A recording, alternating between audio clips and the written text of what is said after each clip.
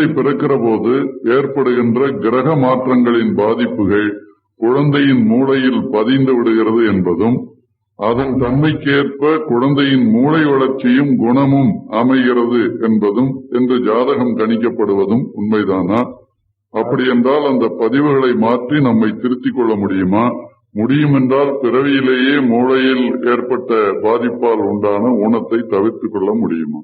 அது பிறக்கிற போதுதான் இதெல்லாம் வந்ததுன்னு சொல்றது அது நம்ப முடியாது. அந்த கரு தரிக்கிற காலத்திலேயே அவர்களுடைய வினைப்பயனை ஒட்டியே கரு தரிக்குது. அதற்கு தகுந்தவாறு கரு வளருது. அதனுடைய தீமையை அந்த குழந்தை அனுபவிக்க வேண்டியது, அந்த குழந்தை மூலமாக இவங்க அனுபவிக்க வேண்டியதுன்னு சொன்னா எந்த இடத்துலயும் அந்த கருவுக்கு அந்த தீமை உண்டாகும்.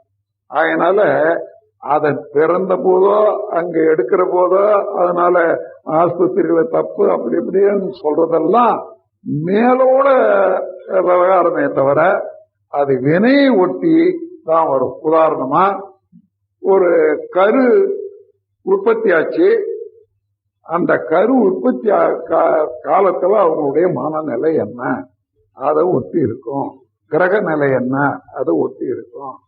அதன் பிறகு கரு வளர்ற போது அந்த பெண்ணுடைய மனநிலை எப்படி, எந்த நேரமும் பிணக்கு பகை அது இப்படி எல்லாம் இருந்திருந்தா அந்த குழந்தையில அந்த மனநிலை எப்படி இருக்கும் பாருங்க. இத நான் சொன்னேன். ஒரு நம்ம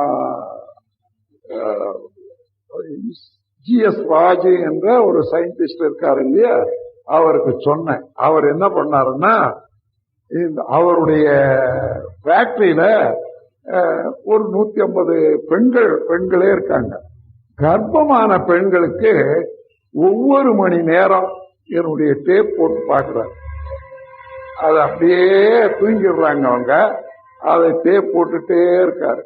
சில அறிவுரைகள் எல்லாம் கொடுத்துக்கிட்டே இருக்காங்க.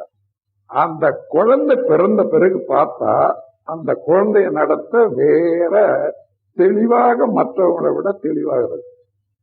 அவ்வளவு வேணாம். இப்போ நமக்கு கரூர்ல மீனாட்சியினுடைய பேரம் பிறந்திருக்கான். அவங்க ஏதோ இதே ஒரு பயிற்சியா வச்சு அந்த பெண்ணு கர்ப்பமா இருக்கிற போது காந்த தத்துவத்தை போட்டுட்டே இருக்காங்க. குழந்தை பிறந்து எல்லாம் ஒரு 6 மாசம் இருக்கும்னு நினைக்கிறேன். இப்போ எங்கேயோ இந்த இறைவன் குரல் கேட்டதுதான் சரி, எல்லாம் விட்டுட்டு அதையே உப்பு கேட்டுட்டே இருக்கு பாக்குறாங்க. இப்போ அந்த இன்னும் வளர வளர என்ன ஆகும்னு பாருங்க. அது ஒண்ணு. ரெண்டாவது, இந்த கரு வளரும் காலத்துல பெரியவங்க வைத்தியத்துல எல்லாம் சொல்லியிருக்காங்க, அது நல்ல மாதிரி வளர்ந்துட்ட பிறகு அதோட அதாவது உடல் உறவு வைக்கிற போது அந்த கரு பாதிக்காது இருக்கக்கூடிய நிலையில இருக்கணும் என்பது எத்தனை பேருக்கு தெரியும்? சிலரு சாராயம் குடிச்சுட்டா, கல்லு குடிச்சுட்டா, அல்லது வேற ஒரு போதை எடுத்துக்கிட்டா அந்த நேரத்துல ஈடுபடுறாங்கன்னு வச்சுக்கோங்க. அந்த வயலண்ட் போர்ஸ் அந்த குழந்தையும் கருவையும் தாக்காதா?